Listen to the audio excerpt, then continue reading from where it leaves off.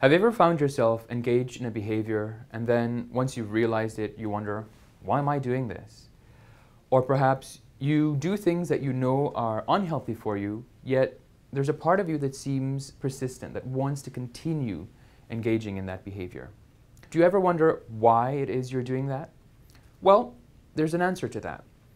The reason why most of us engage in behaviors that are unhealthy for us is because some part of us in our subconscious mind finds that behavior to have some kind of benefit to us. Something that helps us to feel better in some way, shape, or form about ourselves, our lives, and what we're experiencing in our lives at that moment. Hi, my name is Tariq Sattaur, and I'm the director of the Ontario Hypnosis Centre. Today, I'm hoping to help you understand a little bit more about the power of your subconscious mind and what you can do to use that power to help you improve your life. The subconscious mind controls everything you do that you never have to think about. For instance, your heartbeat, your breathing, your digestion, all the bodily functions that are executed without your having to ever think about it are controlled by that part of your mind. Think about it. If you had to think about breathing every second of every day, or about digesting your food, or maybe about even how you walk, all of those actions that you execute without any need to think about it are controlled by your subconscious mind. You can observe how processes move from a conscious state of awareness into a subconscious state if you remember perhaps learning to tie your shoelaces. When you first did it, you had to think about it.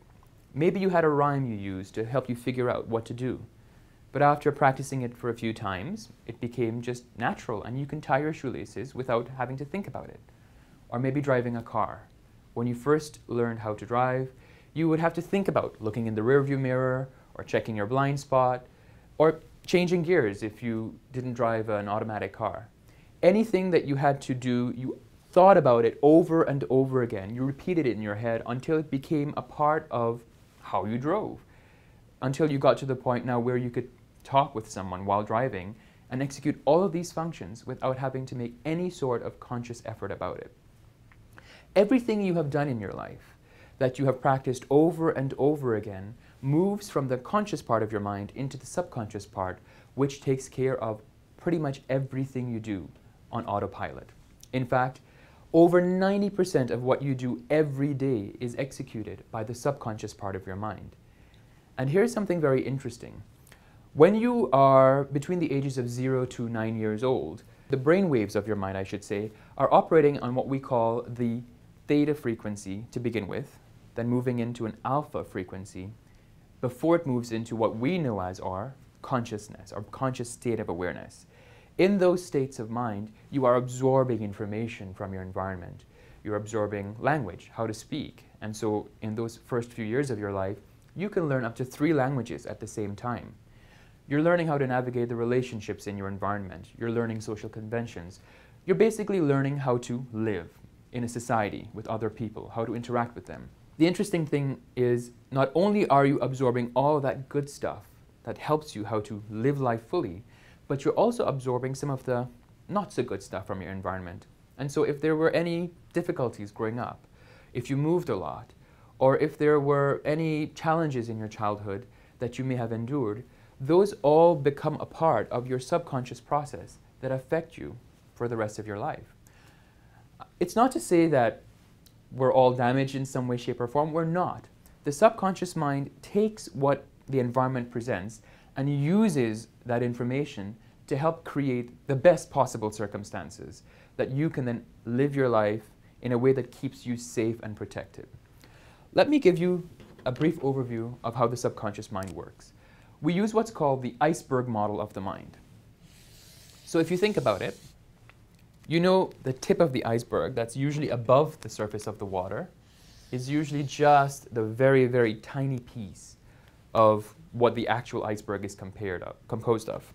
And if you think about it, that tip of the iceberg can be likened to the conscious part of your mind. And so, the rest of the iceberg, everything that's below the surface, is the subconscious.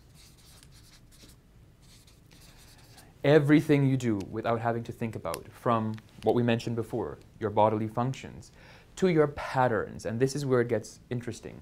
All the patterns you engage in, your behavioral patterns, your emotional patterns, your mental patterns, all of those are controlled by this part of your mind, the subconscious part of your mind, operating below the surface of your awareness. And these patterns also include things like your emotions that are unhealthy for you. Emotions such as anger or fear. It includes your behaviors that may be the most unhealthy for you, yet you persist in engaging in them, such as smoking, overeating, or maybe engaging in behaviors that keep you separate from those you love, behaviors that kind of put a wedge in your relationships. All of these things that you do to the subconscious part of the mind serves a positive function. Otherwise, you wouldn't engage in it. Think about it. If you know at every level of your being, consciously as well as subconsciously, that smoking was bad for you, it would harm your health, why would you do it? You wouldn't. So there is some part of you, somewhere here in that subconscious part of your mind, that has some benefit that's attributed to smoking. For instance, it could be that smoking helps you to relieve stress. The same can be said of eating, what you eat and how you eat.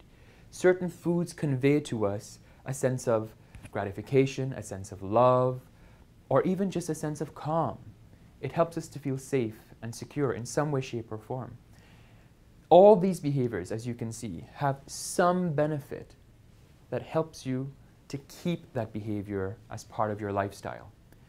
With hypnosis, you can bypass this conscious part of your mind and move into the subconscious part where all of these patterns are stored. I know you may have some preconceived notions as to what hypnosis may be. You may have seen something on television, heard it on the radio, saw it in a movie. But just so you're aware, hypnosis is none of the above. Hypnosis is a process. It is a tool, a technique we use to help you move beyond this critical part of your mind, that critical part that's always telling you you can't do something, or that you're incapable, or you shouldn't do something. We move beyond that part of your mind into the subconscious where those patterns are stored. And once we access those patterns, we give you suggestions that are helpful and beneficial to you that change the patterns. And this is the most important point. Hypnosis cannot make you do anything that you do not want to do. Now that's both good and bad. The good part of it is we can't make you bark like a dog or take your bank account information or anything that you are afraid of that we may go into your mind and take from you. It's not possible. Your subconscious mind, as I mentioned, its primary function is to keep you safe, keep you protected. So anything that it perceives that is not in your best interest or that is against your values will not happen. The bad part of it is we can't snap our fingers and make you stop smoking or start eating healthily. But what we can do is help you find the power that's stored in the subconscious mind to change those patterns yourself.